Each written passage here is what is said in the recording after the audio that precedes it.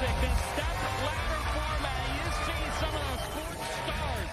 PJ Tackett will lead us off, taking on a local product to Tim Boy. And the players' champion, Bill O'Neill, is here as well this afternoon. Tomas Talcott, the man from Finland, he is here as a number one state. I'm John Stanton, my partner is the Hall of Famer Randy Peterson from the stands today. How much fun is this start? Oh my God, this is amazing. It really, really is. We've got quite the setup for you today. And we've got the man leading us off as the number 5 seed, the wild card qualifier to this field, PJ Tackett. He has not won yet in 2024, but he's made a different type of history. Yeah, and what a run this guy's been on. EJ just did something that hasn't been done in 23 years, and that's make 5 consecutive telecasts. But it's been a bit of a struggle on television for EJ here in 2024. Some bad shots, some bad breaks, some missed spins. He's only won 1 match on television this season. Today, to capture title number 22, he'll have to win 4 matches. And Tackett find his groove on this day. EJ looking to figure it out and find his rhythm this afternoon. He has been on his toes. He just has not been able to find the consistency, which we'll talk about as we go on. The man who has found consistency is the real deal, winning his 3rd Major to kick off this season, Bill O'Neill. Yeah, what a great start for any professional bowler on the PBA Tour. Bill O'Neill gets off to a red-hot start, capturing his 3rd major. And that $100,000 that he won in Wichita, that's going to loosen up an arm swing pretty quick. Bill O'Neill's proving it once again this week, this day, making his 4th telecast of the season. Aging like a fine wine, Mr. O'Neill, feeling super steady about his game. But EJ Tackett will lead us off this afternoon, and our Kimberly Pressler is with him now. Thanks, John. So, EJ, I don't know about you, but I'm having deja vu. I feel like we've been here before. We've done this. Yeah, a couple of times, I think. Well, let's talk about the fact that you have made 5 consecutive shows. Let's pretend that it was somebody else, anybody else that made 5 shows. What would you think of that? I mean, the only word that comes to mind is impressive. It's so hard to make a TV show, and I bowled really well, and if anybody else did it, I'd be in awe of it. And what do you think about the fact that you've made 5 consecutive shows? Obviously, I'm bowling really well. I just need to bowl a little bit better on TV. Obviously, I haven't done too well on under the lights this year, but hopefully we can change that today. Good luck to you. Thank you.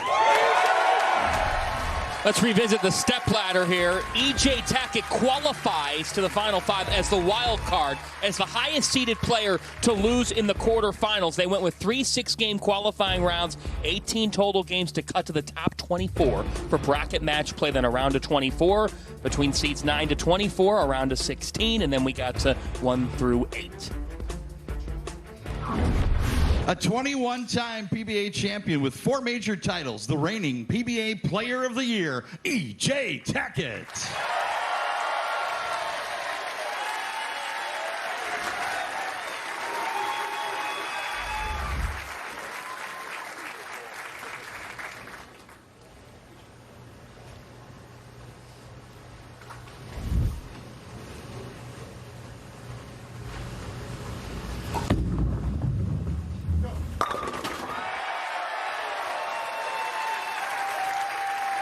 Nice opening shot by EJ Tackett, and look how deep he is already into the 25th board.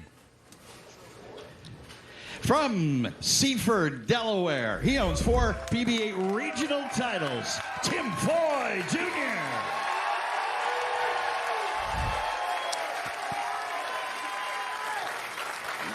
Seaford, Delaware, about an hour south of here. A huge following. Tim defeated Nate Stubler in the round of 8. What a story this guy is.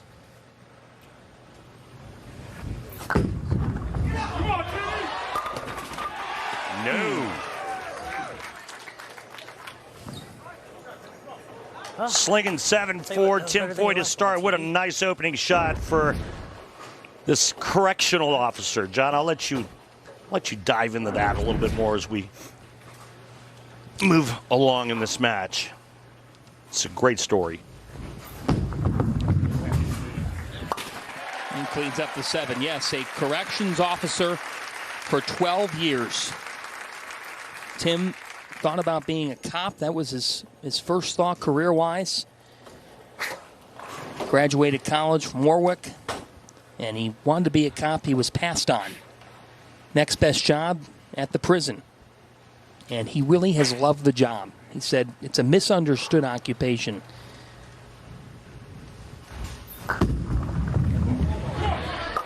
And he told us, once you've seen all that he's seen in his career as a correctional officer, this is nothing. This stage, there's no stress here. Yeah, I was like, well, he said it's different type of pressure, but he likes this kind of pressure.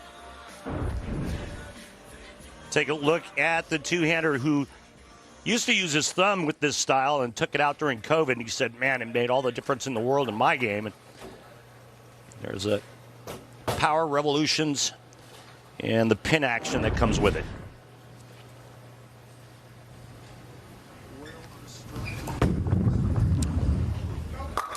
Tackett opens with a double. Let's take a look at today's Brunswick oil pattern, the Billy Hardwick 44. Yeah, so remember the lane is only 60 feet in length and 44 feet is fairly long, but the key for this pattern in this building is getting your bowling ball through the front part of the lane. Look for the left lane to hook almost an arrow more than the right lane. And the heads in this center tend to have a lot of friction, and that has to somehow affect getting to the break point consistently, right? Yeah, absolutely. You don't want your break point to be at your feet. You know, you never want to see the ball hook early. So the players will combat that with the type of equipment they're using and what they do with their hand at release.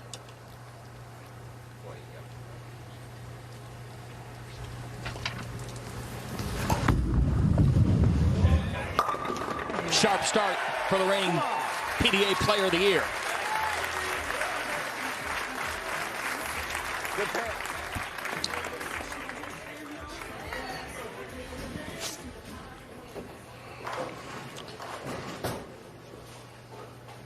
Meanwhile, Tim Foy has a great connection with Parker Bone. He was his ball boy back in an event in the late 90s. Oh, yeah. Oh! With bad intentions, the messenger comes by and swings at the 10. So let's flash back to the 1997 Whoa. PBA Brentwood Classic. Is that Parker? You bet it is. And how about that head of That's hair? awesome. Look at Tim and that hair. It's Caddy. It's so cool. Stay close ever since. Sorry, Tim. Focus. Good shot. Good shot.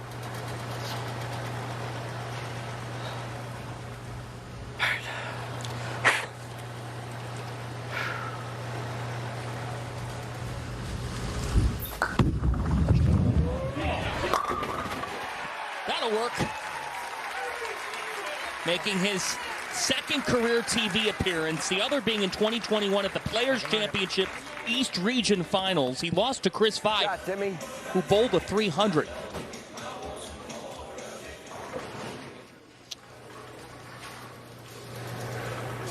Looked like Tim may have been in jeopardy of a shot clock violation, but he got it off in time, I'm being told. And take a look at E.J. Tackett's arsenal. He's going with his favorite, the Primal Shock. Well, one of his favorites. He likes that Venom Shock a lot, too. It's easy to see why it's one of his favorites, because he's been perfect thus far, and you were bringing up the shot clock. Players have 25 seconds from the time they touch their ball to begin their delivery.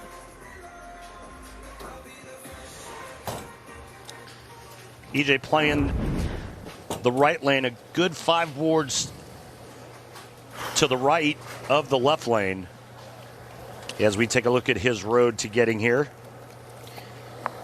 He lost to David Kroll, who we'll see later on this show, but because he was the highest seed remaining in that round of 8, he was the wild card and this 5th seed, trying to replicate Anthony Simonson, who ran the step ladder 2 weeks ago. Oh, my goodness. I mean, that was a fast ring and 10. It looked like it wrapped around, the 6-pin wrapped around the 10 so fast it could have created its own vortex and sucked that 10 right off the deck. That was how quick that was. You felt like last week he caught some bad luck. I did. And, you know, we're going to show it, or possibly show that spare in the 9th frame that he missed, where It was pretty bizarre.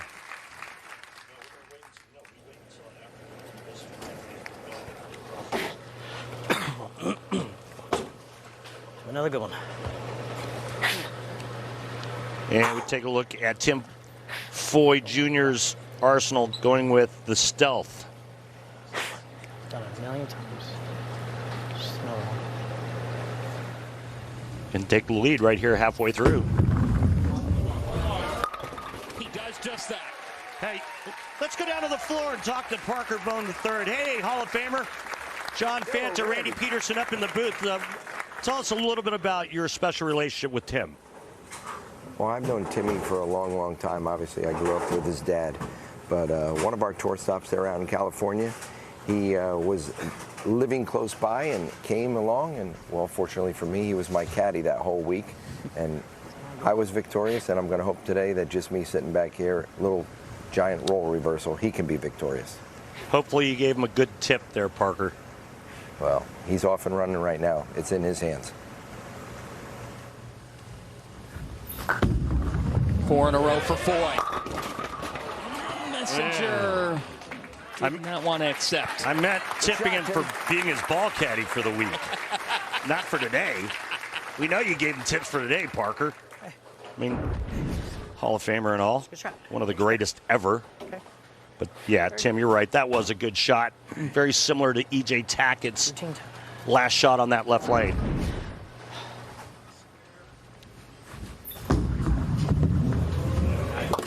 And spares. The hometown man, Tim Foy. What a great crowd here at Mid-County Lanes Entertainment in Middletown, Delaware. This center hosting a national telecast in the PBA Tour for the first time ever. Let's take a look at our Bowl TV highlights. Tim Foy was facing Nate Stubler in the round of 8 this event. Match was tied 3-3 after Game 6. Heading to a decisive Game 7. Foy needed a mark in the 10th frame and a good count. He converted the 10 pin, then struck out on the final shot to lock up the match and a berth on today's TV show. And here's how they've gotten here. We saw some drama. Bill O'Neill beating Don Barrett 4-2. Tomas Kalka, who is seeking his first ever PBA. Say that last name again. Kalka. Okay. I'll call him Tomas. But, I mean, look at that. He sweeps Jason Belmonte? Wow.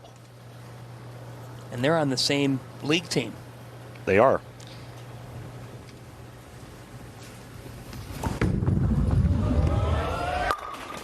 Tackett out of the break with a strike.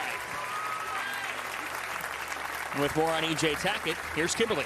Well, guys, EJ's wife, Natalie, couldn't make today's show because last night she bowled in and won the Indiana Queens tournament in Anderson, where EJ made the show last weekend. EJ told me earlier that he watched the live stream and he was so excited that he was screaming while he was sitting at the restaurant. So the big question is, guys, will there be 2 Tacketts raising the trophy this weekend? Congratulations, Natalie. That's awesome. She's a heck of a bowler. The Tacketts becoming parents, their son Tripp. We get new pictures every week. A cutie. Not again. Yep. Same trash on that same lane. Back-to-back ring 10s for E.J. Tackett, 5th and 7th. Just a great shot. Both of them. I mean, E.J. could be perfect through 7 right now.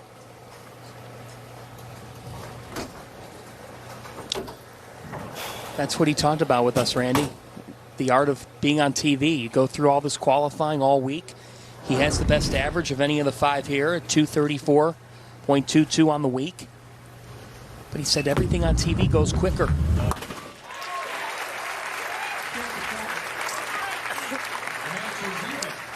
And conversely, Tim Foy told us, look, he wishes that every event was inside this center. He's so comfortable here. And he said, if I bowl 10 really good shots, I know I can beat anybody. I mean, it's pretty easy to figure out why this guy has confidence, right? I mean, he deals with hardened criminals every day. I mean, this is bowling at its highest level. He's ready for it. And the first shot that we've seen go light from either of the two players. All right, that was okay. It's a first round of commercials, hard to me. It's always hard. Probably a little farther right than he wanted it. And at a commercial break, it's always tough, but that's part of this game. Just his second TV show ever. Hey, I'm missing a 5. Let's take a look at how Tim Foy is playing right lane versus left lane.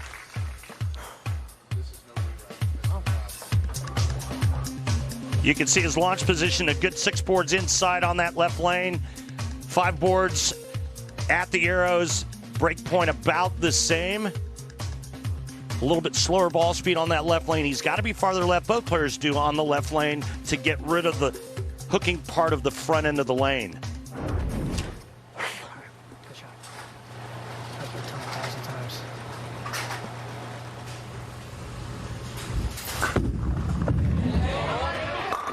Foy with a big response. Beauty.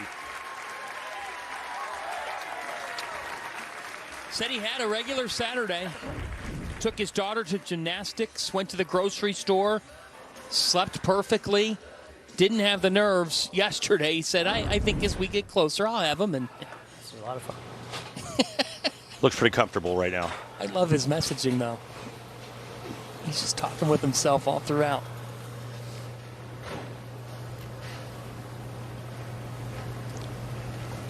You see that graphic there, E.J. Tackett. Oh, no. Uh-oh.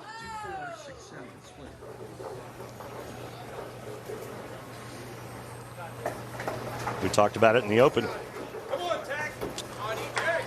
What happened? Inadvertent shots and bad times for E.J. Tackett. Get the ball over to the right side of the 3-pin, cut it into the 4-7. See the average of just under 21%.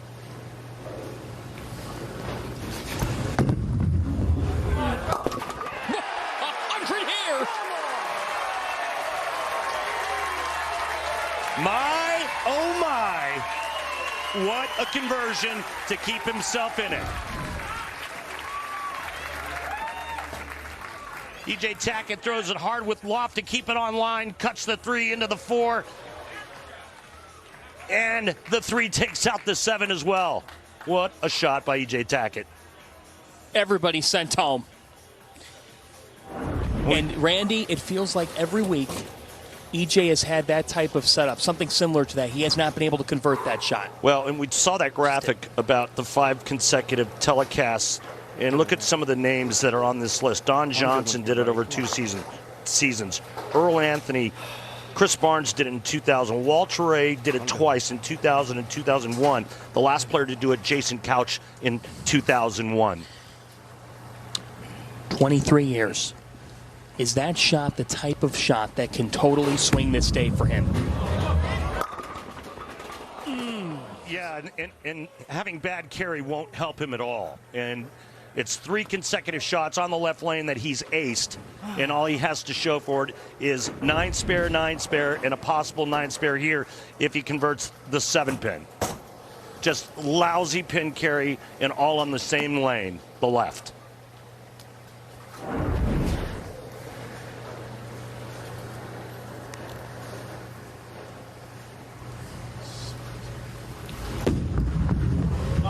Nine spare, 9 spare, 9 spare on the left. The last 3. And so Tim Foy, the corrections officer from just an hour away, is in the driver's seat at the moment. All right. Just have fun. Just have fun. Timeout. Yeah. Shot clock was down to 10, and he looked up and saw that. And I think this is a really good move. That's your only one. Why? He needs to buy some time, regroup. This is the biggest shot of the game, of this match, for Tim Foy. Just the biggest shot of his life? No, not yet. That would only happen in the title match. Let's have fun. That's all you can do.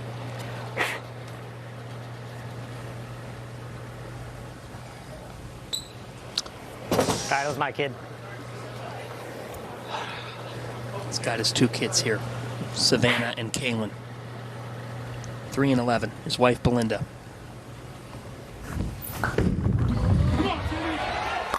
Foy delivers. I mean, to throw a shot like that, after all that, pretty incredible. I mean, he calls a timeout, then there's a distraction in the audience. It turns out to be his daughter. He gets a reset. Look, I know what you mean on the biggest shot of his life in the title match, but thus far in his bowling career, the build-up to that, a stoppage, you need the timeout, his daughter, that could have gone south. Yeah. That could have gone south. Like I said, I mean, to ace a shot like that was pretty amazing after all the stuff that went on prior to him letting go of it. Needs 17.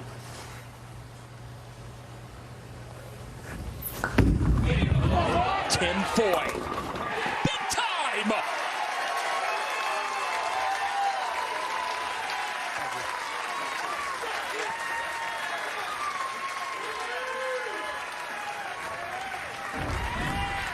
What a great shot by Tim Foy. He's going to move on to match number 2. Another disappointing loss for E.J. Tackett. And Tim Foy's consolation prize, he gets Bill O'Neill.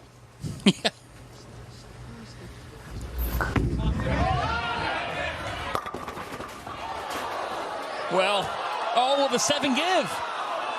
Didn't take the Sunday lunch invite. Well, let me just say it's a good thing that didn't happen on his first shot. Yeah, I'd say.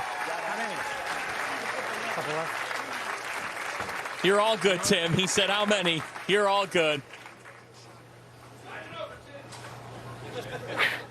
Good luck.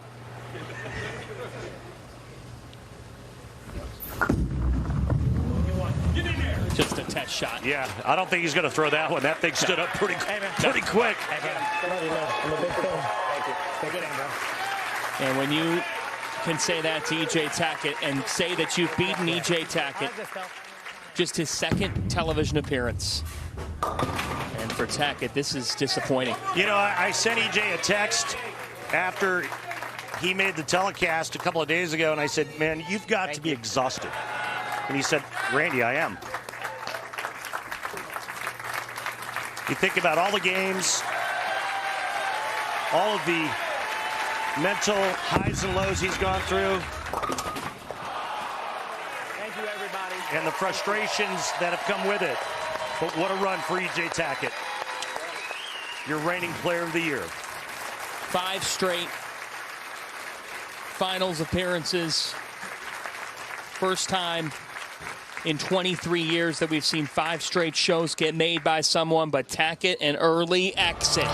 Let's flash back to Monday, January 15th, our first event of the season, PBA Players Championship in Wichita. Bill O'Neill qualifies the number 2 seed. He met the number 1 seed, Tom Smallwood, in the championship match. Bill defeated Tom 209 to 178. His 3rd career major title, his 14th career PBA Tour title. As we reset the stepladder, Tim Foy Jr., the man from Delaware, defeating E.J. Tackett, and now Foy gets the Players Champion. And Bill O'Neill has his family here. His wife, Christy, quite literally just arrived. Daughter, Avery. Son, Gavin, who had his own competition earlier today. He was on the basketball court in the playoffs. And as soon as the buzzer sounded, they absolutely sprinted to the car and hit the road. The family just made it in the door. I saw you looking over there. Happy they finally made it here? Yeah, I would have liked if my son would have won his basketball game today to make the day a little better, but it's good to have him here. I love when the family's here, and it's special. And you guys are wearing matching jerseys. I absolutely love that. But let's talk about this match right here, because you talked to us in pre-show interviews, and you said that you watched other athletes in match play, and then you put together strategies when you're moving forward with them.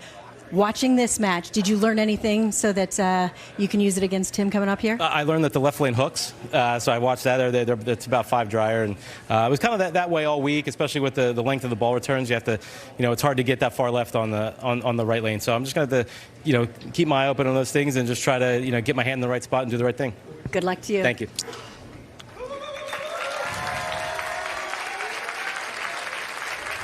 And there's his family. His daughter Avery, his son Gavin, his wife Christy. Bills rocks. He's from Langhorne, Pennsylvania, huge Eagles fan. Winning that Players' Championship 14 years after his first major win, the U.S. Open.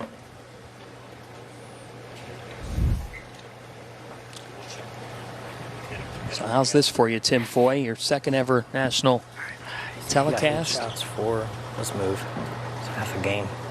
You beat E.J. Tackett, now you have to face Bill O'Neill.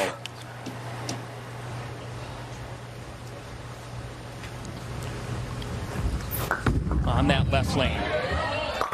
Foy.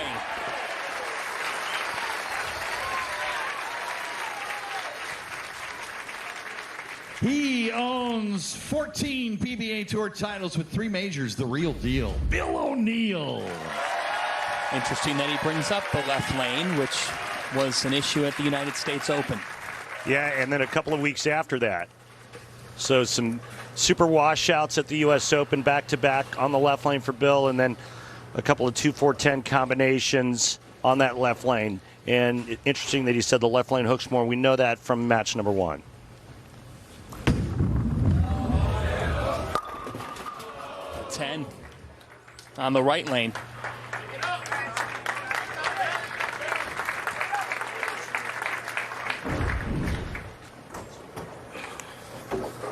Good shot for Bill to start.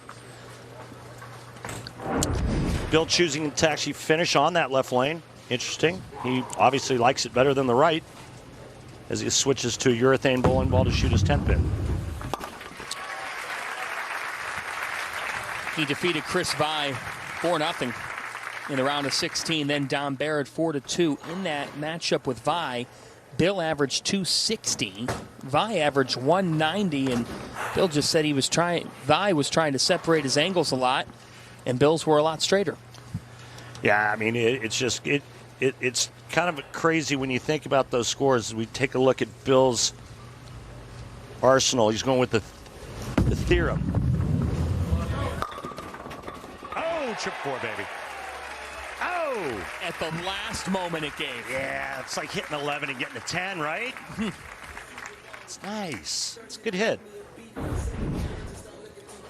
And again, we can see just how much stronger that left lane is. You can see how deep Bill O'Neill is compared to the right lane. Ooh. And again, he's a good 4 boards left on the left lane.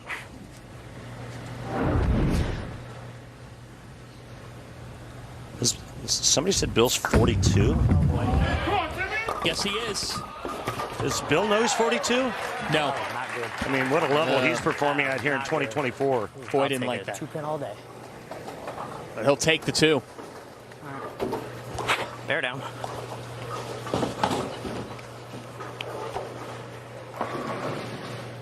It's a good break. Hey, John, how about the only show, after we watched Tim make this stupid, how about the only show that Tim Foy Jr. made? Yeah, the only show he made, PBA Players Championship East Region Final in Florida 2021. Bill O'Neill had to pull out of the event due to COVID. And as alternate, Foy had to get from Delaware to Jupiter, Florida overnight in order to bowl. Ended up facing Chris Vi, who bowled a 300. He flew all the way down to Florida to be on the receiving end of that. I know, right? That's tough. He bowled nice, too. Could have shot 260. Yeah, there's that left lane starting to go. And next time up, Tim will make a move. A little bit inside of target. There's only a couple more boards left on that left lane. Shot.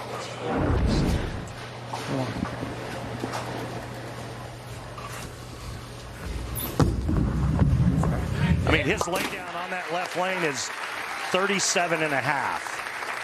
I think there's only 39 boards on the lane. That's tight. All of our great stats come to us from our dear friends at Lane Talk. You want to be a better bowler? Want to shoot higher scores? Head on over to lanetalk.com. Back to O'Neal, the 14-time champion. Players champion 2020 and 2024 this year, and the 10 hangs.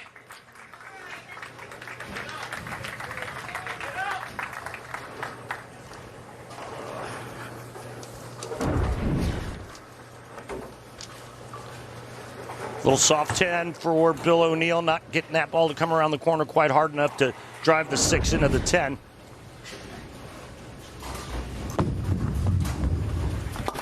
His 4th championship round in 6 events. He lives 90 minutes north of here in Langhorne, PA. While we have a second, I'd like to, on behalf of the PBA and our production crew, send out our condolences to our director, David Newman, who lost his father a couple of days ago. David, we're all thinking about you, and all of our thoughts and prayers are with you and the Newman family.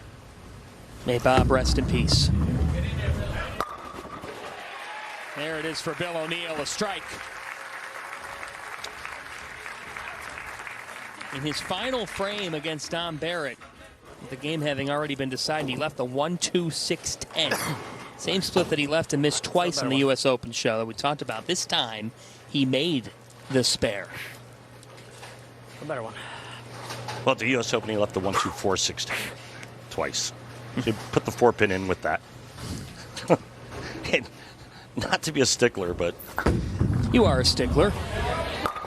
That's what makes you great. Yeah, thanks, John. And something just stuck the 10-pin.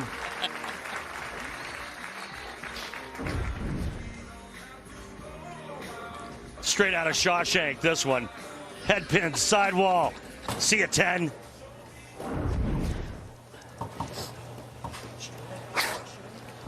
Remember, Red, hope is a good thing. Maybe the best of things. And no good thing ever dies. All right, better shot. Come through it.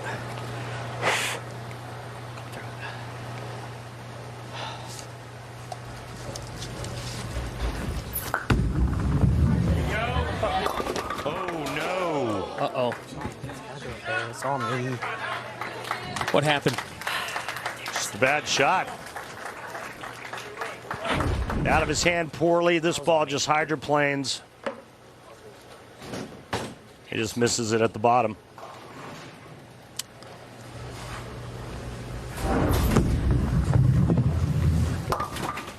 Ooh. And an open. Traveled further than it looked. And so for Bill O'Neal, the door opens a little bit more there. Yeah, for that ball not to come around the corner on the left lane, it has to be thrown poorly.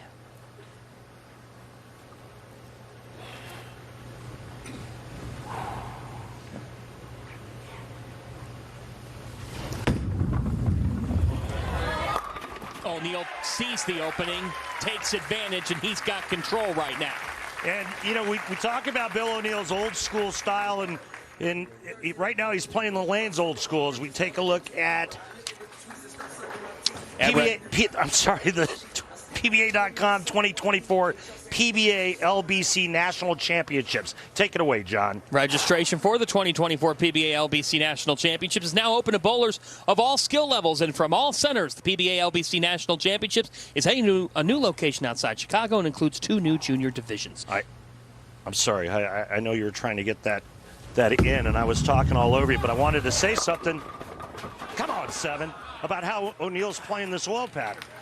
We talk about his old school style, and he's playing this pattern kind of old school. We call it a hook set type of look. So watch his ball reaction, watch the ball start to come left, and then all of a sudden it kind of stops. You see that especially on the right lane.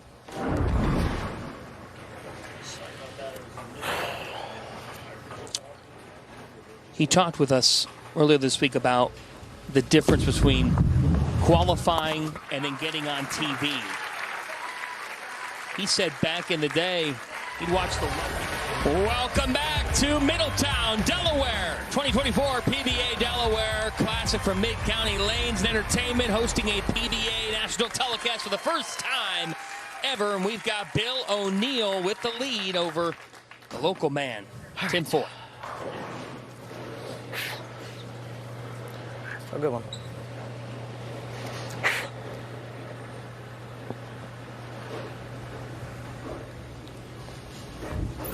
Earned his way into the field this week through the pre-tournament qualifier and strikes out of the commercial. Hey, we're going to go down to the floor and speak with PBA champion Mike Wolf, who is the tour rep for both players currently going at it right now. Mike Wolf, let's talk about old school Bill O'Neill. We talk about his style and the way he likes to play the lanes, but right now it looks like his ball motion is kind of old school, kind of a hook stop look. Yeah, he's slowly going to, made a lot of good shots in there. He's going to slowly back his hand back into it. Kind of being nice at the bottom, but he's going to go ahead and catch the holes a little bit more in the last couple shots. Mike, let's continue on with Tim Foy. His ball reaction looks pretty good, but that one errant shot in the fifth frame, what happened? Yeah, I think he felt like he didn't feel it all the way to the right. He kind of closed it down a little too much. He might have overmoved. But then that one looks like he got it to the right a little too quick. And that would just be the overcompensation of the last shot on that lane, correct? Yeah, absolutely. He's probably in the middle of a ball change to get something a little faster down lane to where he can open it up a little bit more. All right, Mike, thanks very much. Sure.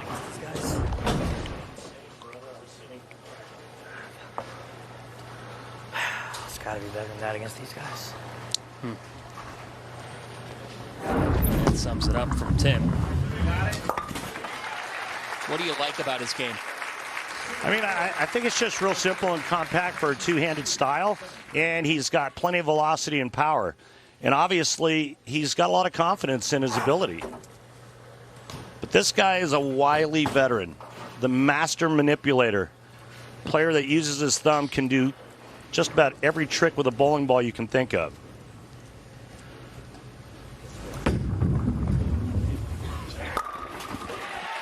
And another strike for Bill O'Neill, who's got the 22-pin lead.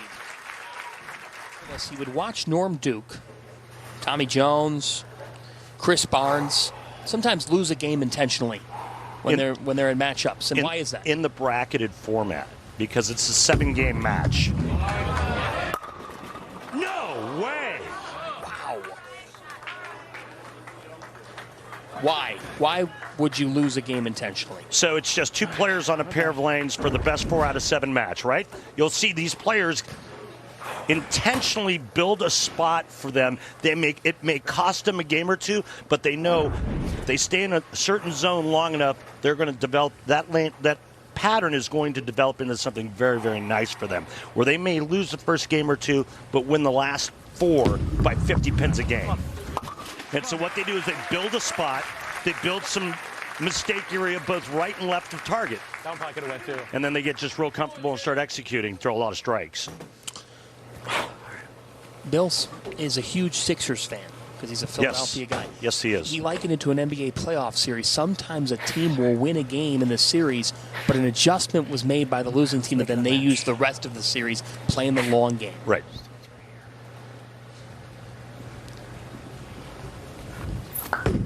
Foy's eighth. Said hook.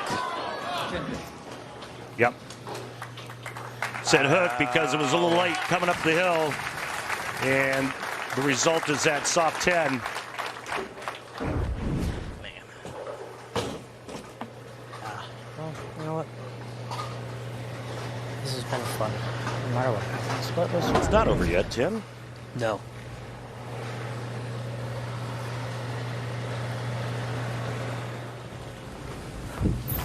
Let's clean this up.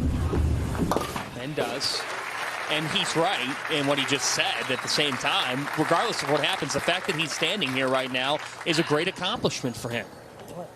Well, it is. And right now, what he needs to do is he needs to strike here in the 9th frame and give himself a chance.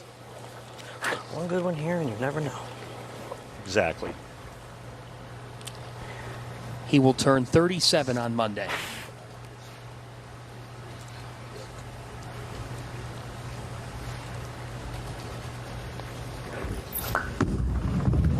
Really needs a strike. Yeah, he's not going to get it. Trouble. 2-8.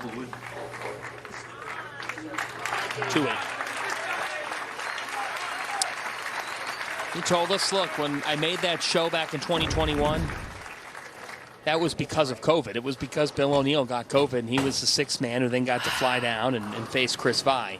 He said there was something more rewarding here and something fitting that O'Neill was on this show with him. Yeah. That this one, there's nothing slight about this. He earned this to get here. He did.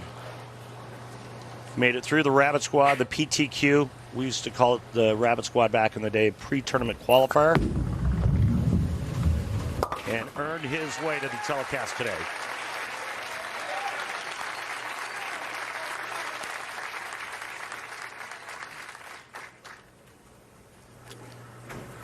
Parker Bone, the Hall of Famer, watching him.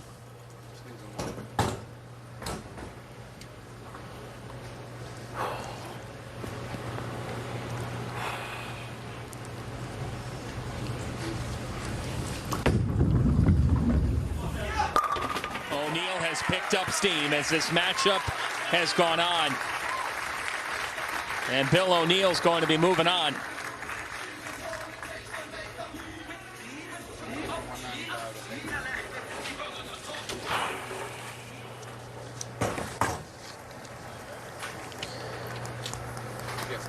And he'll be moving on to face David Boog Kroll, who is making his first ever television appearance. Needs just 8.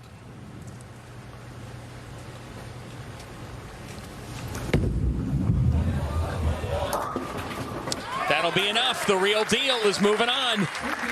Bill O'Neill seeking his second win of 2024. Family made it just in the nick of time, and now they're hoping for a championship Sunday afternoon.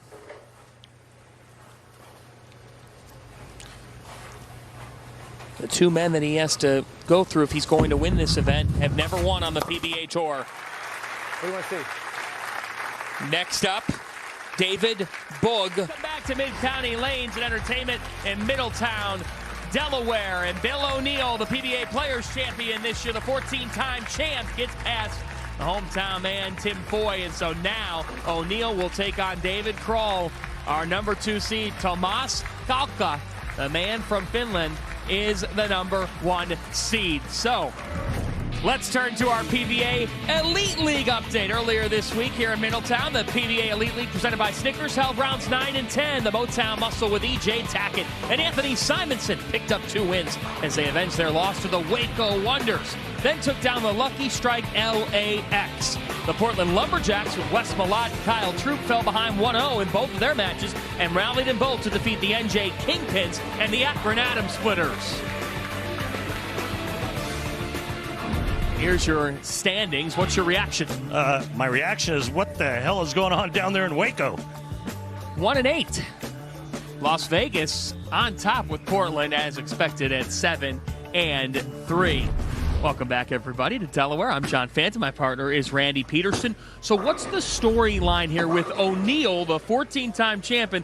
The other 2 players, David Kroll and Tomas Kalka, they've never won on the PBA Tour. I think it's a huge advantage for Bill for the experience factor, and then also he's got a game under his belt, and he's got a really good feel of what the lanes are doing. But I think the player that conquers the left lane the rest of the way is going to win this tournament. Ready for some pressing questions? Sure. Let's do it.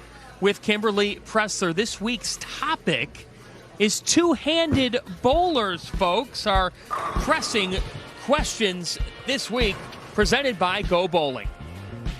Tom, have you ever bowled two-handed? I have.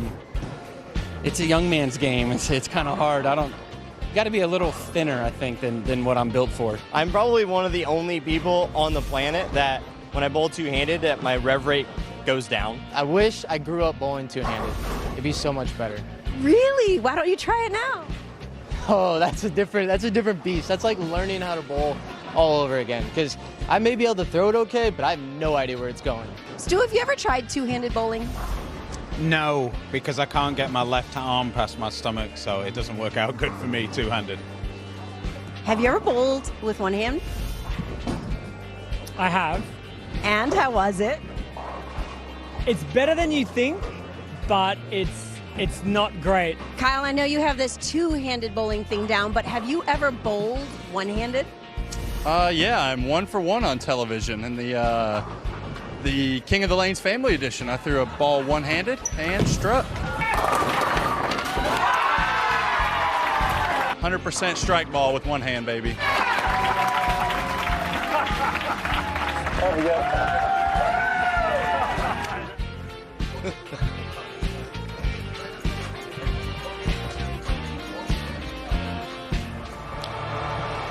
Coming up next, it's David Kroll gearing up to take on Bill O'Neill.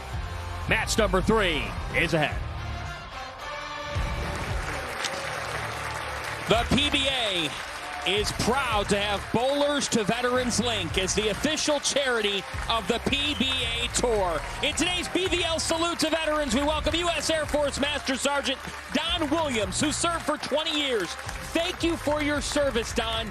To donate, go to bvl.org. Here is where we stand on the step ladder. Bill O'Neill beating Tim Foy Jr., Tim beating E.J. Tackett. So now it's David Kroll making his first ever television appearance. Let's learn more about him with Kimberly Pressler. Thanks, John. So, David, they just talked about the fact that this is your first show ever, but you almost made the U.S. Open. But the guy you're going up against is actually the one who took you out at the U.S. Open. But you said that he actually inspired you after that. Why don't you tell us what happened? Yeah, so after the U.S. Open, I missed it by 40 pins. To be that close at a major was honestly amazing. But to have Bill come over and just say all these kind words like, hey, you're so close. Like, you have a future out here. Just keep at it. Don't give up. And it just, man, it made my day. And honestly, that whole event. Well, now you got a chance to go get a little redemption from Bill O'Neill, even though he inspired you. But let's get into some bowling. Good luck to you. Thank you. That's really awesome. Bill said to David, look, man, I think you're really good. I think you've got a long career ahead of you. You know what's ironic about that story is I remember when Bill O'Neill finished 6th at the U.S. Open, his first ever, and I made match play as well. And myself, along with so many of the other pros at that time, went up and congratulated O'Neill. And then O'Neill pays it forward. It's a beautiful story. This sport is full circle.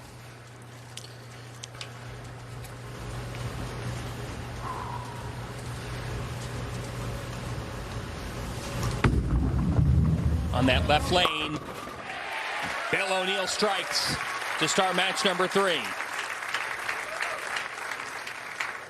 He owns 3 PBA regional titles, Boog. David Kroll. 17th on the PBA points list this season. Top 15 finish at the Players' Championship, which O'Neill won. He's kind of standing in front of the bar return already on the right lane. Look at that come around. Look at that bender. I love his X handle, too, at Booger Bowler. Look how far in front of that bar return he's standing. These are longer bar returns than what the players are normally used to. So he has to get in front of it so he can get deep enough, and then he has to modify his approach. Look at this. Now it's about 2.5 steps. He plants, doesn't slide. And I assume he's going to stand that far up on the left lane so he can mimic the same motion on both lanes. He did. And back to back for Kroll, who told you he's in 4-wheel drive. Yeah. Well, he talked about the fact that he doesn't slide at all, and I asked him about the soles on his shoes, and he goes, yeah, he says, I got some traction. I said, like, snow change? He goes, oh, yeah, 4-wheel drive.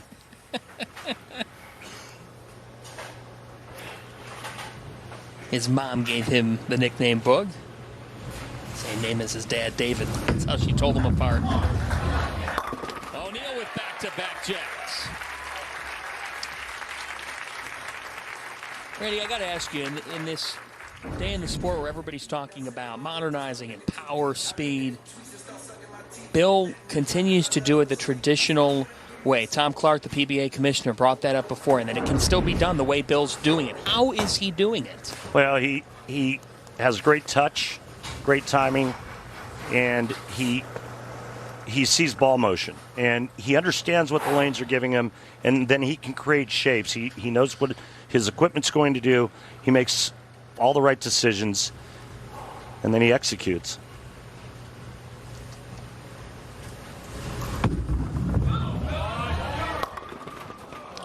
Didn't execute there. Wow. Yeah. With 4 and 7. This left lane is starting to become a punk. How so? Look how much it's hooking. Yeah. I mean, Bill was like, oh, I thought that was pretty good, and went high. Oh, don't do it. It didn't do it. He's all right. Yeah, he was looking at that urethane ball possibly backing up and chopping the 4 off the 7, but no problem there. Kroll, beautiful strike there in the first. Second was Brooklyn, as he's using a game breaker 4. All right. And that's a game breaker 4 hybrid. And that's what he's using on both lanes thus far. From Nixa, Missouri.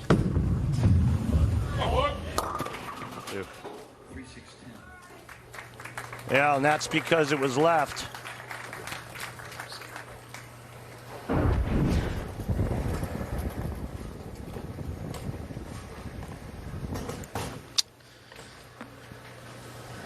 There's a lot of stuff being put on that bowling ball going down the lane for Boog.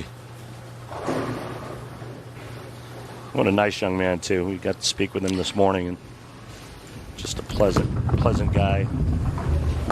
Good cover.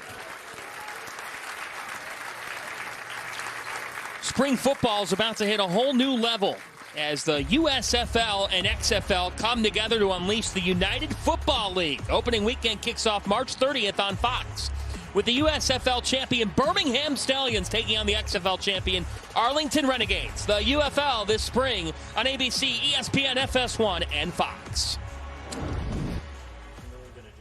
7 was the magic number for David all week. He led the 7-game pre-tournament qualifier to make the main field. Oh, my. Fortunate.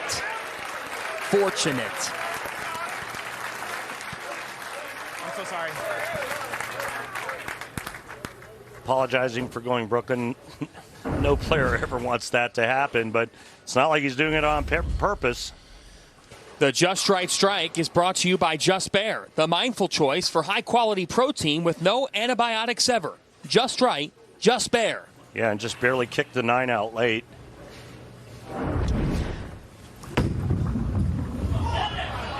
Look at that. O'Neal punches right back. Look at that hook set shot. It's beautiful. Now, left lane. He's going to move. He's going to move his feet to the left. Probably leave his target the same and just increase angle a bit more. Remember that if you just move your feet and you leave your target the same, the angle changes.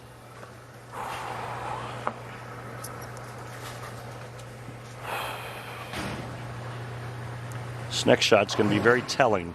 So you make the adjustment, you make the move, and then you have to execute.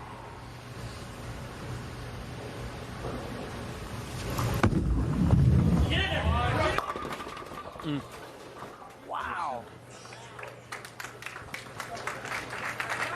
He looks over at the monitor to get his numbers off the strike track, and O'Neal is scratching his head after this one. He liked it, and it still went high.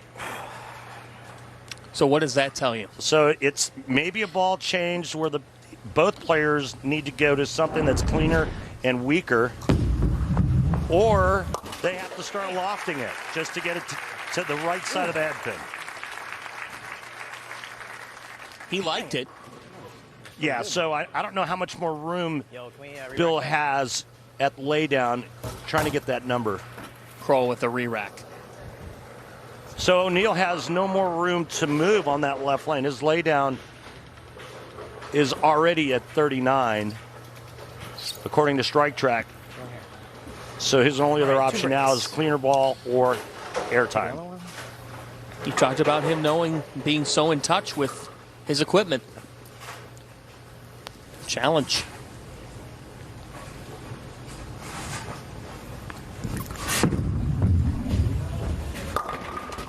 The 10. Good shot, good shot. Kroll did like it, though. He got that one farther right down lane with a little bit of loft. Watch this. There it is. Yep.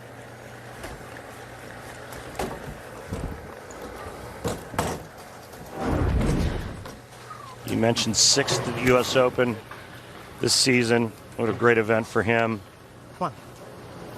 Just like league. He defeated Tommy Jones and E.J. Tackett each in a winner-go-home Game 7 to earn this championship round appearance. Yeah, good point.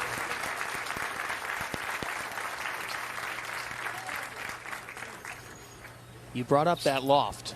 We saw it there on the right side. Look at how he got here with the bye in the round of 24. They started with 3 6-game qualifying rounds. And he's saying commit to it. Commit to what? Commit. Commit to all week. This move that he's going to make. Doesn't mean he can't do it now. And believe in it so that he can throw a good shot here. I look for this ball to be in the air.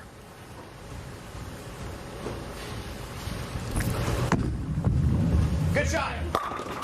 Boog, airborne. That was Dirty Boog there. Dirty Boog. Lanes and entertainment. Let's talk about our wonderful host, Mike Zangi, the director of operations, Kim Justice Bowers, the owner, Bob Bowers, the owner, the Bowers family, we thank you, and Rita Justice, the founder and a PWBA champion. We appreciate everyone here at Mid-County Lanes and Entertainment, the first time they have ever hosted a PBA national telecast. Where do we stand, Randy Peterson, in this Delaware Classic?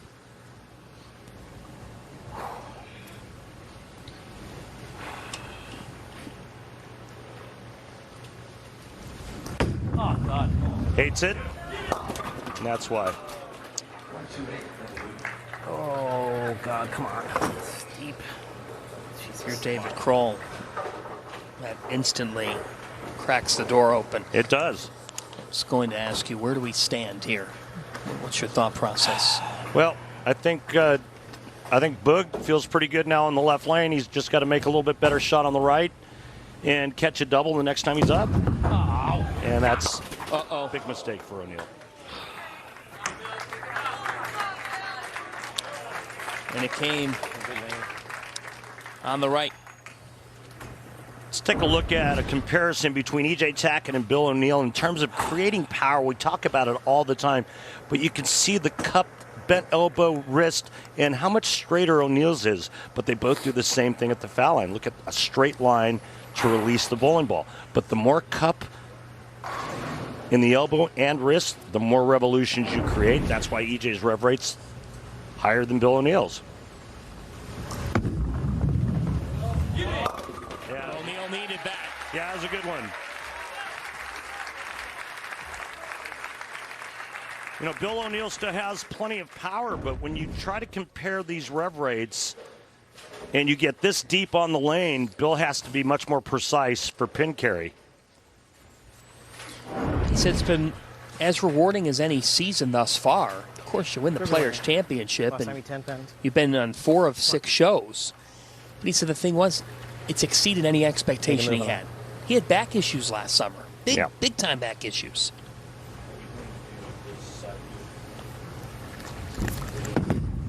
David Kroll with that loft, and the 10 stayed home. Wow.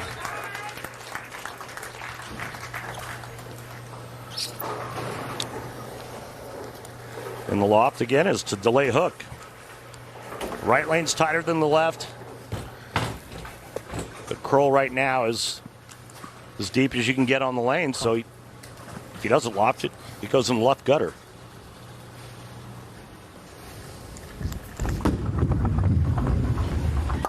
Good cover. We'll take a look at our 3D by Strike Track and take a look at where the players were playing game 1, or match 1 rather, to match 3. Wow. And that's lanes transitioning and breaking down. And I mean, it's real obvious, especially on the left lane. Almost 7 boards at the launch of the laydown area. Right here. And here comes some airtime right here by the Boog.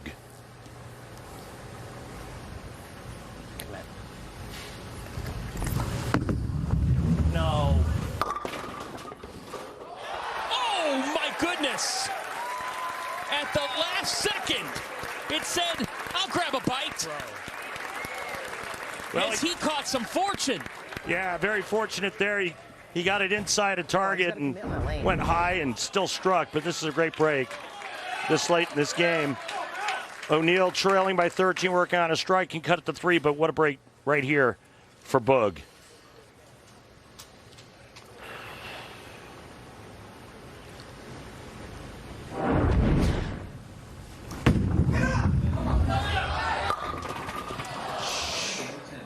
Not as fortunate for Bill. Man. Looked good. It was. Everything about that shot was good. If that 35 seconds doesn't sum up the sport at times. I thought it was real interesting what Bill told us during our interview with him this morning. He says, you know, when things go south, the game goes by so fast on television that you have zero time.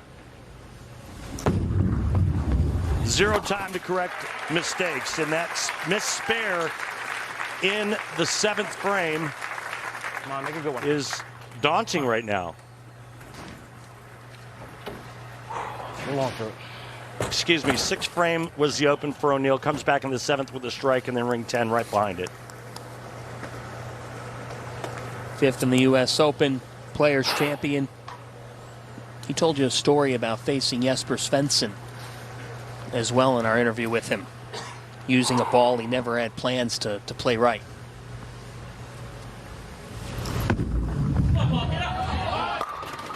There's a strike. Yeah, but I mean, that's the difference with the 10-pin in the 8th frame. If he carries that hit, he has a three-bagger and the lead. But yeah, you're talking about him and Svensson in the bracketed finals where O'Neal just chews up a piece of the lane for himself. Jesper's left-handed. He knows he's got it all to himself and uses that to his advantage to win that match.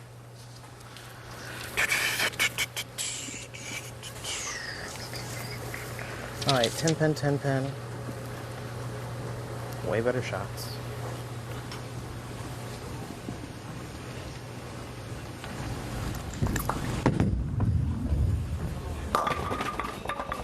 Another 10-pin. And look how wide that angle is getting on the right lane. So it's 3 consecutive 10-pins for Kroll on the right lane, but he also has 2 Brooklyns and 1 nosedive for strikes. Sometimes it's a cruel game. See how things are evening out? Look at that thing come back. Man. That thing came back from D.C. Yes, it did.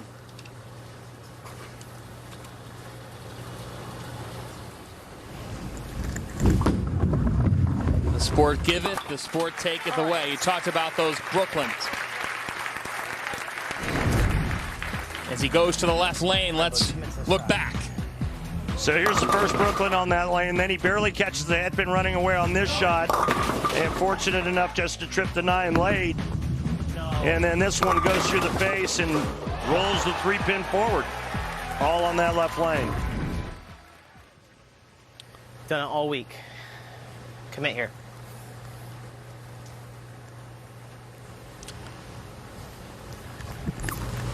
Eight years pro, now full time. This is Kroll's time. No. Wow. It comes up with another fortunate strike on the left. Can I have a re-rack, Tony? Bro, what is going on right now? Commit to the shot. You've done it all week. Come on.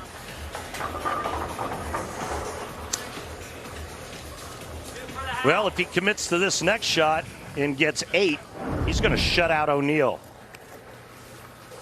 3 Brooklyns now and 1 nosediver on the left lane. Forget about that one. Let's get it here. You dream of this. Come on. Man.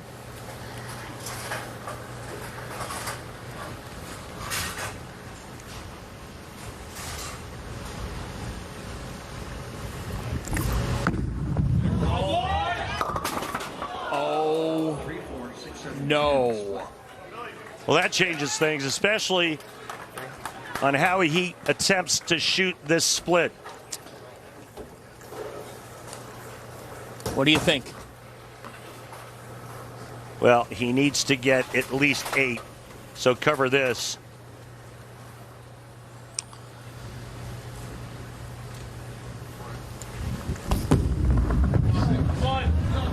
That's a huge mistake. That is a dream turned nightmare.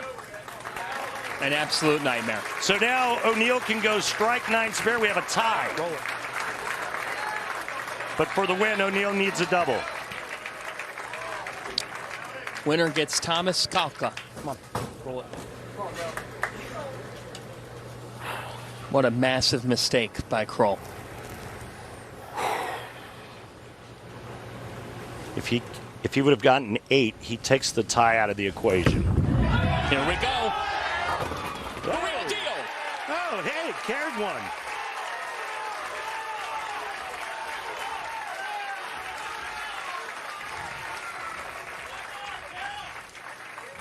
Stay down, roll it.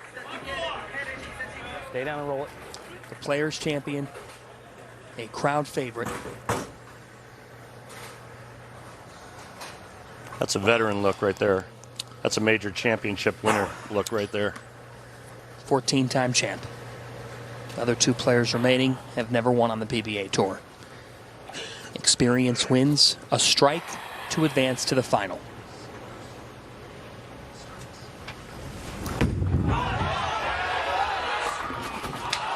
Wow, the 10 wouldn't give. It's not over.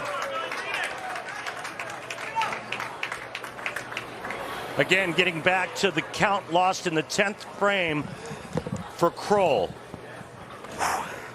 O'Neal needs to cover the 10-pin to go to extra innings. And for David Kroll, his nightmare dream ended just before the worst part. We have a roll-off. Wow.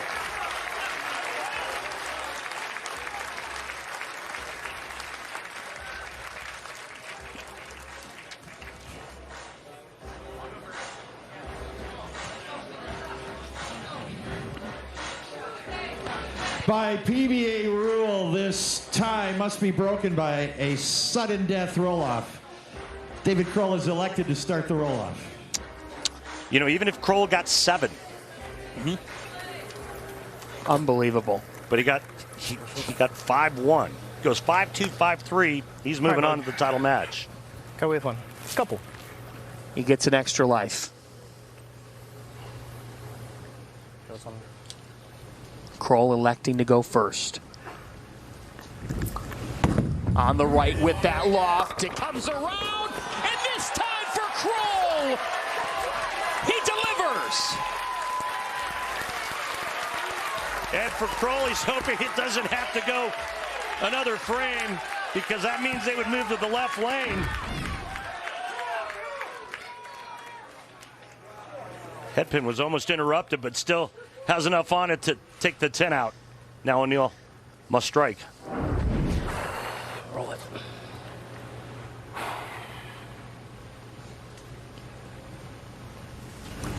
Needs a strike to stay alive.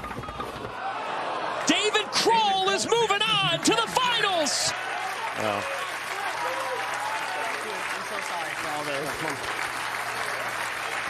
The satisfying moment of the match is sponsored by Snickers. Nothing satisfies like a Snickers. With his buddy Kevin Williams talking with him, David Kroll has a moment of satisfaction, what looked like tragedy. He was saved. It's responsive. And now he'll meet Tomas Kalka. And then there were two at the PBA Delaware Classic and Mid-County Lanes and Entertainment. And the two that we have left standing, the winner will be a first-time PBA Tour champion. Our top two seeds, Tomas Kalka from Mikkeli, Finland, taking on David Kroll, who got an extra life after a big mistake in the semis. Kroll getting saved with a roll-off and beating Bill O'Neill. Now it's Kalka, the 25-year-old, 6 years pro. He is not cashed on the tour this season, not even cashed. Now he could be a winner of $25,000. Here's Boog Kroll, his winning shot in the roll-off. The messenger came and said, "You're moving on." It's Kroll and Kalka. We will have a first-time champion. That's something we have not had going bowling across America this season. The two-time Association of Sports Journalists Best Bowler in Finland, Tomas Kalka. Well, he hasn't thrown a shot yet, and I've heard his name pronounced 12 different ways. And I'm not even going to try it. Good luck, Tomas.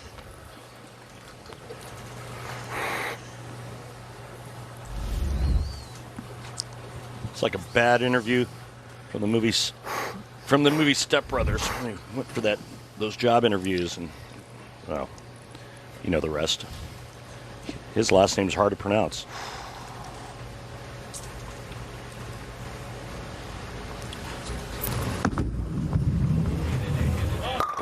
But his start is strong. What do you see in his game? I see a lot of moving parts, a very unorthodox two-handed style, something that's very unique, all to him. I wasn't sure how well he would do, given the fact of how much the lanes have broken down and how deep the players have to get, but his first shot out of the gate looked pretty good. What's the key for this guy? Make better shots. I mean, he got away with one against O'Neill. Yeah, he did.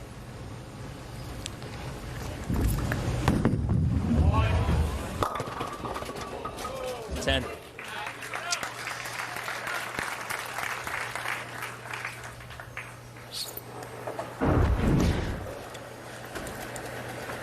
This one's lofted right on top of the sixth arrow. So that's throwing it 15 feet in the air. Wow. It's a 15-pound ball with no thumb in it. Lot to ask. Covers. And he'll dash right over to the left. All right. Got to commit to the shot. He should be in a good mood because he's had multiple Brooklyns that have gone his way. He's also apologized a double-digit amount of times. Well, he apologized to O'Neill. Nobody likes to win like that. Again, it's not like he was doing it intentionally, but that's sometimes the rub of the green in this sport. Oh, yeah. That's more like it. Yeah, and he's comfortable, and that shot's very telling for him because it lets him know, hey, as long as I get it in the air and get it going right, I've got a chance to strike on the left lane, the lane he has to finish the match on. That was his game. We have not seen that type of shot now in several. Kalka are in the top seed for the stepladder as the top qualifier among the round of 8 winners. Troublemaker on the left lane, and I'm trying to Troublemaker Pearl on the right. There you go. I got it in. That's got a hook. Oh, it hooked too much. Wow. Yeah, I thought it was going to be a little soft or a little lazy going down lane, and all of a sudden it just snapped. Thanks. Sidestep to the left, get his body out of the way.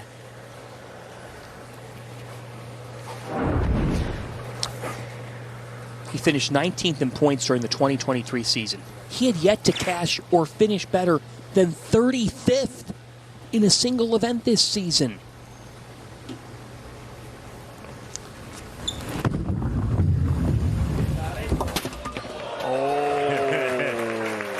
I mean, everything you're saying is correct. He got drafted to the LAX for this season, and yeah, I mean, his first check. Just a little side swipe touch. Here's how he got here. How about undefeated? Rolled. And after he beat Belmo 4-0 because they're on LAX together, Belmo said, all right, you're benched. Yeah, I mean, it's not like he beat two chumps. Tomas is now seeking a trade. No, we're just kidding. He's on the waiver wire.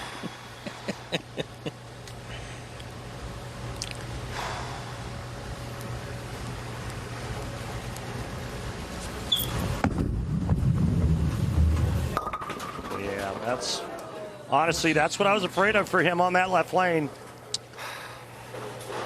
He doesn't have the ball speed. He's about 2 to 3 miles an hour slower than all the other players. And on that left lane, you better bring some steam and some heat.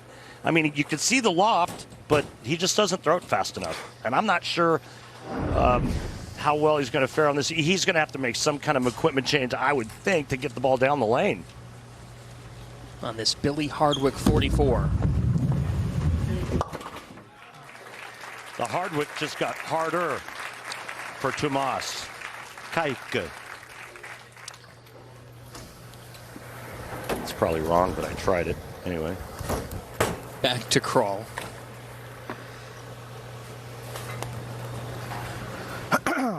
David's first ever TV show. His opposition in this final, making just his third appearance.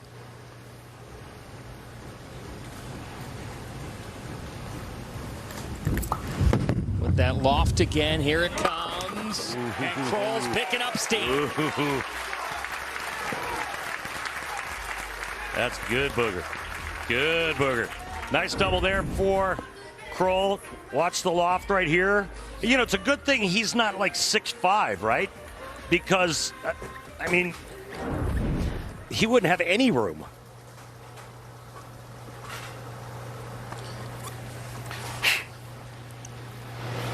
On the other side, Kalka, he's currently playing Sudoku. Yo, what we dropping over there?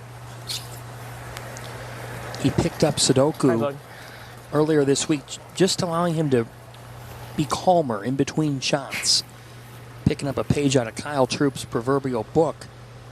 Kyle was reading a book last week en route to a title in Indiana.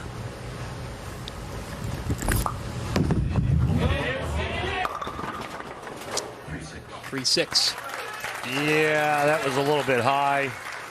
And a little bit left, wasn't it? Again, you got to trust this one. You're throwing it in the air and you're throwing it hard, but you know there's enough friction. You got to make better shots. He was working on a double. All right.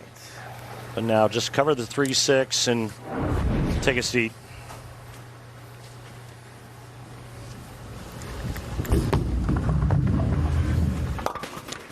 Spare, back-to-back strikes, and an 8 spare for Boog.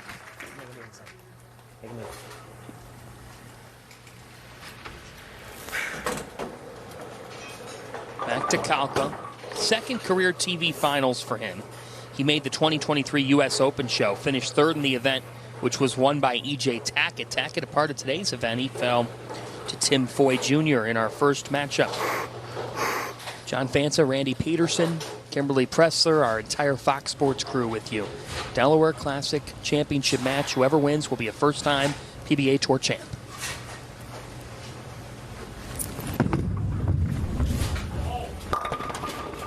Come on over. Ooh. Sorry, I've got plans. No, wait. Oh, a little short pin. No, I've got plans, okay? I already bought the groceries for dinner. I'm cooking at home tonight. There was a lot of ammo coming after that 10 pin. Oh. Just saying.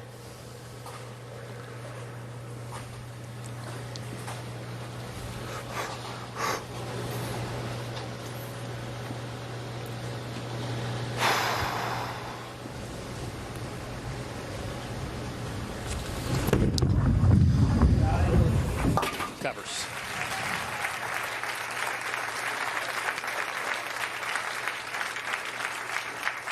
And let's go down to the floor with Dino Castillo. PBA Tour champion. Dino, the oil pattern's starting to show its teeth. I mean, they're starting to look pretty nasty. What's going on, and what do you see? Well, the left lane's just gone. They're doing everything they can to get it through the front. The problem is the more they loft, it actually picks up too quick. So trying to get it through the front is the key.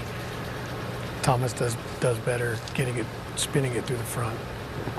Bug's gonna have some trouble. He's got to find a way to either throw over it or just spin it to the front. So it's gonna come down to the wire. It's gonna come down to this left lane. I think they got the right down pretty good, but this left lane is going to be either the Terminator or the winner here. Dino, was that a ball change on the left lane for Kako? No. Nope, same ball. He stayed with the same ball, just trying to do something a little different. All right. Thanks, Dino. You're welcome.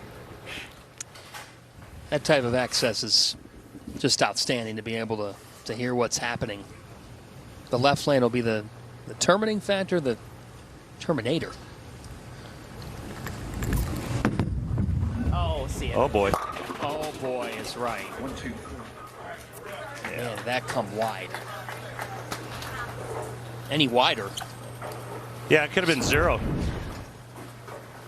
You know, Dino made a great point. It's like, you know, the players are, Boog is lofting and trying to throw it halfway down the lane. And the problem is, when you're doing that, you tend to catch the ball in the upswing, and that makes you hit up on it, which makes the ball read even earlier. So it's kind of a combination of lofting it and then not hitting up and still getting it to go to the right. It's not that easy to do. She said 15-pound ball. See, and all he had to do was get that one in the floor and make it go Brooklyn. Yeah. Although he has some experience with Brooklyn today, doesn't he? He does. Yeah. Multiple. Not intentionally. No. That's a good cover, and he maintains a 19-pin lead. And now back to the left. Yeah. She's going to determine this. I think so. He came back. Yep, I think it's all about the left lane, and Kroll's going to finish the match on the left lane.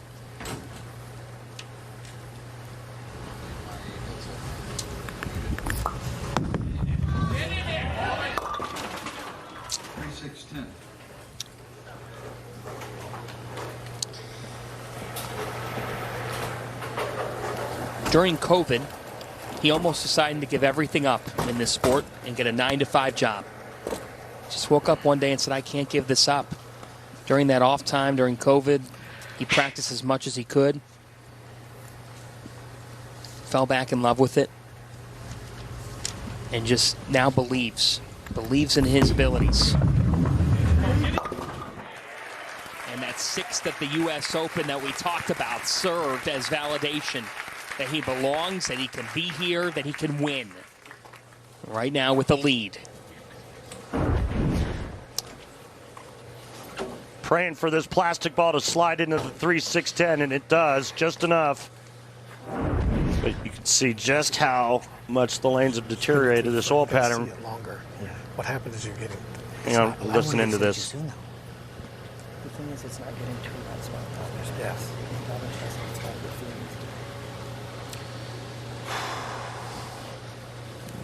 Kevin Williams chatting with him.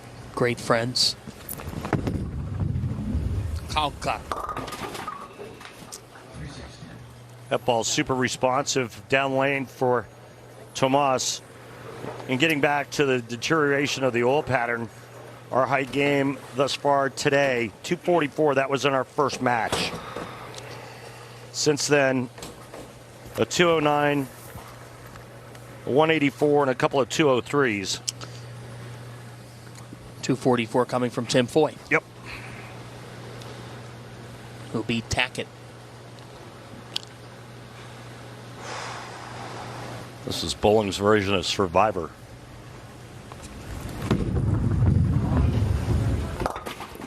Cover for Kalka.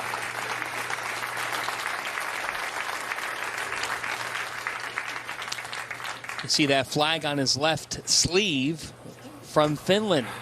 And there's plenty of Finnish history in the PBA. Yeah, the most famous being Mika Koivuniemi, and then there's Osku Palermo with 5 titles, but Mika was the heavy hitter. several major championship victories to his credit. They used to call him Major Mika. Gave Norm Duke one, missing a 10-pin. But just a great career for Mika.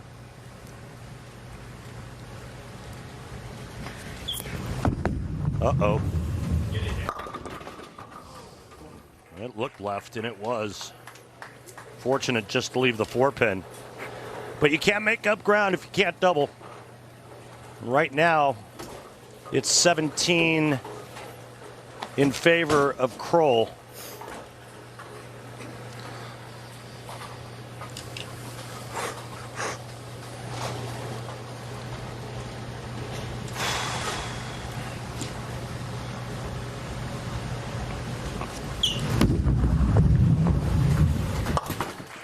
And covers.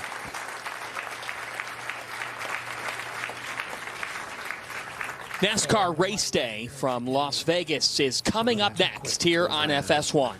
Yeah. We're in the 7th of this championship match, uninterrupted here on FS1. The left lane is just, you did good to spin through it, get to see it longer, but that one you just go.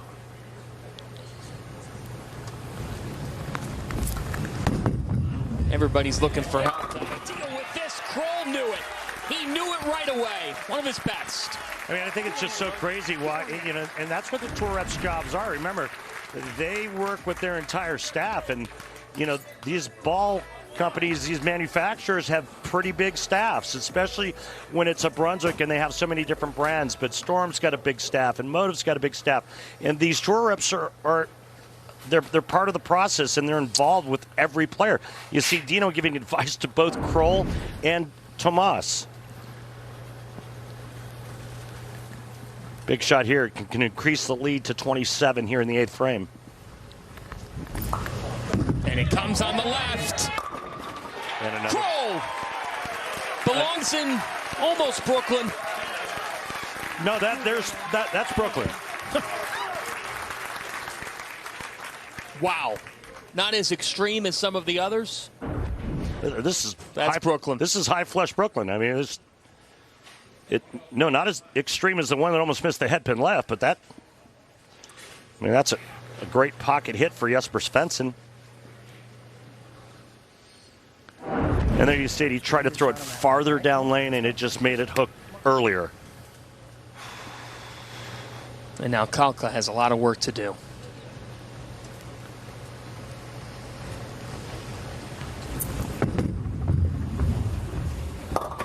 Oh my goodness. The same ball that was so down lane reactive, and this time it's got nothing on it.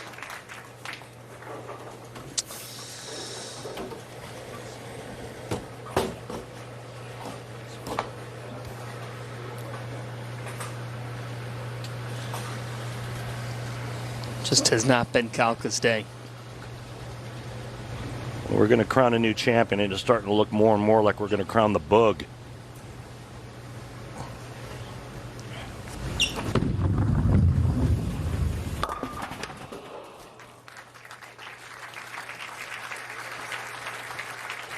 And now David Kroll from Missouri can taste this. He has never won on the PBA Tour. For Kalka, certainly an encouraging week after he hadn't even cashed. Yeah, I mean, encouraging in that sense, but this is very discouraging performance here in the title match. I mean, if he doesn't double, he can shoot 170. If he goes spare, strike, spare. Kroll's already in the 2 teens. Second place gets $15,000. Top prize $25K, and that's Kalka's best of the day. And I think you really have to feel for O'Neill, right? I mean, this guy got beat by some Brooklyns and a nosediver, made some quality shots down the stretch. That ring and 10-pin forces OT, and I mean. Then you missed it at the bottom. Missed it at the bottom. In the process. Doesn't have much of a chance. He can shoot 190, so this is pretty much over with a strike here in the 9th frame by Kroll.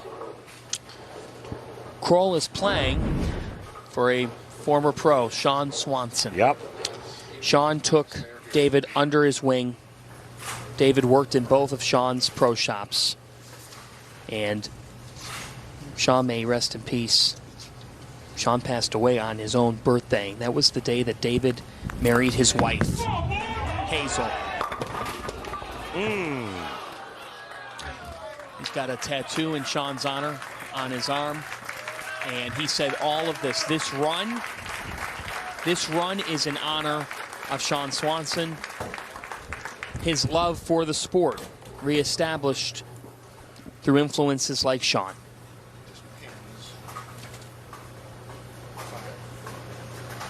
He bowls doubles with Kevin Williams, who he was visiting with earlier, and David Boog Kroll. There it is right there, just needs pins. He lived life in Brooklyn some, but Boog is a first-time PBA champion, and there's no apology needed for that. A month ago at the U.S. Open, Dino Castillo told me about this young man. He said, watch out for Boog. And I'm like, Boog? Who's Boog? And he pointed him out, and I watched David bowl some at that event, and I said, wow, this kid's impressive. But he had a lot of really good things go his way today, and you have to have that to win on the tour. He won 3 PBA regionals last year. That's it. David Kroll is your Delaware Classic champion, and Boog is a first-time PBA champ.